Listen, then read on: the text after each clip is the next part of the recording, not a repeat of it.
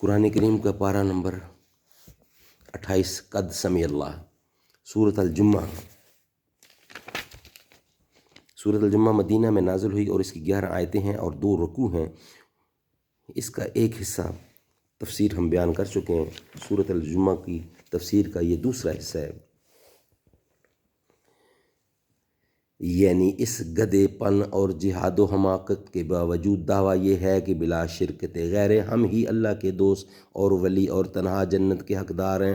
لبو دنیا سے چلے اور جنت میں پہنچے، لیکن اگر واقعی ولیمین یہی یقین ہے اور اپنے دعوے میں سچے ہیں تو ضرور تھا کہ دنیا کے مقدر عیش سے دل برداشتہ ہو کر محبوب حقیقی کی اشتیاق اور جنت الفردوس کی تمنا میں مرنے کی آرزو کرتے، جس کو یقیناً معلوم ہو جائے کہ میرا اللہ کے ہاں بڑا درجہ ہے اور کوئی خطرہ نہیں، وہ بے شک مرنے سے خوش ہوگا اور موت کو ایک پل سمجھے گا۔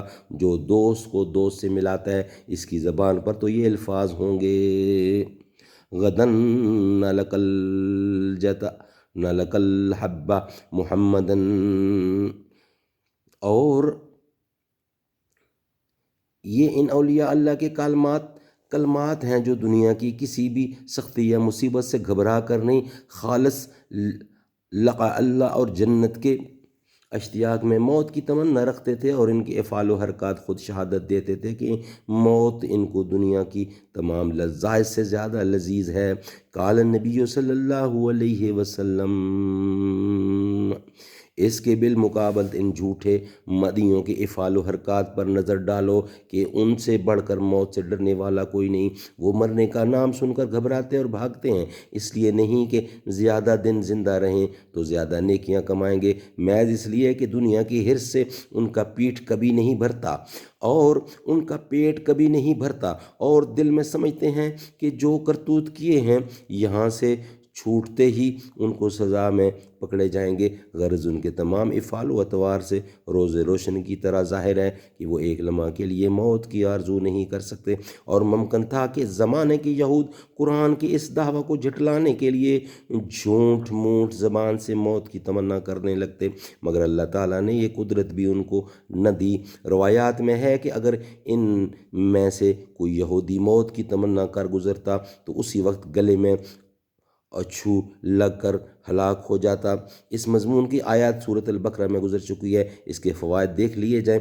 بعض سلف کے نزدیک تمنائے موت کا مطلب مباہلہ تھا، یعنی معاند یہود سے کہا گیا کہ اگر وہ واقعی اپنے اولیاء ہونے کا یقین رکھتے ہیں اور مسلمانوں کو باطل پر سمجھتے ہیں تو تمنا کریں کہ فریقین میں جو جھوٹا ہو مر جائے، لیکن وہ کبھی ایسا نہ کریں گے کیونکہ ان کو اپنے کذب و ظلم کا یقین حاصل ہے۔ ابن کثیر اور ابن قیم رحیم اللہ نے وغیرہ نے یہی تو توجیہ اختیار کی ہے۔ واللہ اعلم، یعنی موت سے ڈر کر کہاں بھاگ سکتے ہو، 1000 کوششیں کرو، مضبوط قلعوں میں دروازے بند کر کے بیٹھ رہو، وہاں بھی موت چھوڑنے والی نہیں، اور موت کے بعد پھر وہی اللہ کی عدالت ہے اور تم ہو۔ ربطہ یہود کی بڑی خرابی یہ تھی کہ کتابیں پیٹھ پر لدی ہوئی ہوں لیکن ان سے منتفع نہیں ہوتے۔ دین کی بہت سی باتیں سمجھتے بوجھتے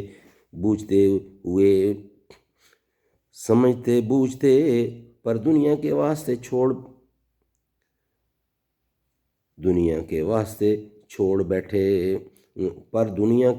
چھوڑ بیٹھے، دنیا کے دھندوں میں منہمک ہو کر اللہ کی یاد اور آخرت کے تصورات کو فراموش کر دیتے۔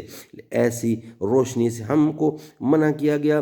جمعہ کا تقید بھی ایسا ہی ہے کہ اس وقت دنیا کے کام نہ لکھو بلکہ پوری توجہ اور خاموشی سے خطبہ سنو اور نماز ادا کرو۔ حدیث میں ہے کہ جو کوئی خطبہ کے وقت بات کرے وہ اس گدھے کی طرح ہے جس پر کتابیں لدی ہوئی ہوں، یعنی اس کی مثال یہود کی سی ہوئی، عیاذ باللہ۔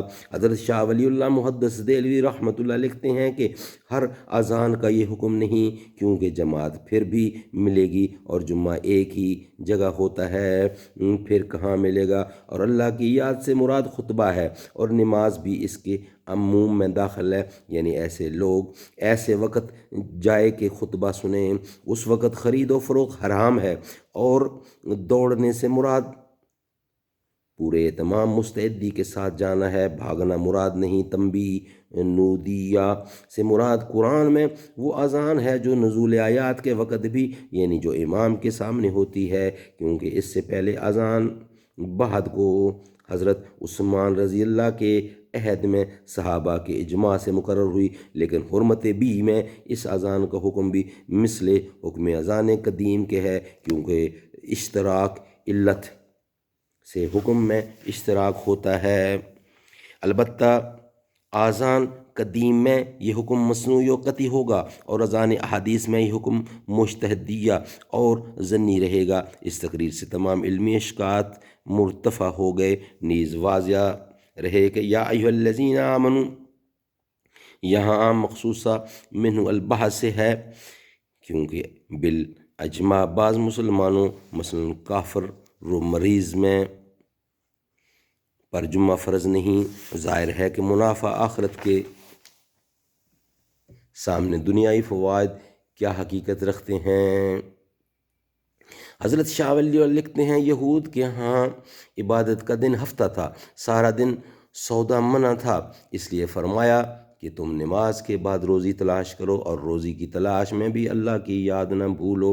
ایک مرتبہ جمعہ میں حضرت خطبہ فرما رہے تھے، اسی وقت تجارتی قافلہ باہر سے غلہ لے کر آ پہنچا، اس کے ساتھ اعلان کی غرض سے نکارہ بجتا تھا۔ پہلے سے شہر میں اناج کی کمی تھی، لوگ دوڑے کہ اس کو ٹھہرائیں۔ خیال کیا ہوگا کہ خطبے کا حکم عام وعظوں کی طرح ہے، جس میں سے ضرورت کے لیے اٹھ سکتے ہیں، نماز پھر آ کر پڑھ لیں گے، یا نماز ہو چکی ہوگی، جیسے کہ بعض کا قول ہے کہ اس وقت نماز جمعہ خطبہ سے پہلے ہوئی تھی۔ بہرحال خطبہ کا حکم معلوم نہ تھا، اکثر لوگ چلے گئے۔ حضرت کے ساتھ 12 آدمی، جن میں خلفائے راشدین بھی تھے، باقی رہ گئے۔ اس پر یہ آیت اتری، یعنی سوداگری اور دنیا کا کھیل تماشا کیا چیز ہے، وہ ابدی دولت حاصل کرو جو اللہ کے پاس ہے، اور جو پیغمبر کی صحبت اور مجالس و ذکر و عبادت میں ملتی ہے۔ باقی قحط کی وجہ سے روزی کا کھٹکا جس کی بنا پر تم اٹھ کر چلے گئے، سو یاد رکھو روزی اللہ کے ہاتھ میں ہے، اور وہی ہے بہترین روزی دینے والا۔ اس کے مالک کے غلام کو یہ اندیشہ نہیں ہونا چاہیے۔ اس تنبیہ و تادیب کے بعد صحابہ کرام کی شان وہ تھی جو سورہ نور میں ہے، رجال لا تلہیہم التجارۃ ولا بیع عن ذکر اللہ، لہو کہتے ہیں ہر اس چیز کو جو اللہ کی یاد سے غافل کر دے، جیسے کھیل تماشا۔ شاید اس نکارہ کی آواز کو لہو سے تعبیر فرمایا ہو۔ تم سورۃ الجمعہ، یعنی ہم دل سے اس پر ایمان اور یقین رکھتے ہیں، اللہ اس پہ عمل کرنے کی توفیق عطا فرمائے۔ یہ سورۃ جمعہ ہر جمعے کو پڑھنا چاہیے، اس کا بہت ثواب ہے۔ اللہ تعالیٰ پڑھنے کی، اس پہ عمل کرنے کی اور دوسروں کو عمل کرانے کی توفیق عطا فرمائے۔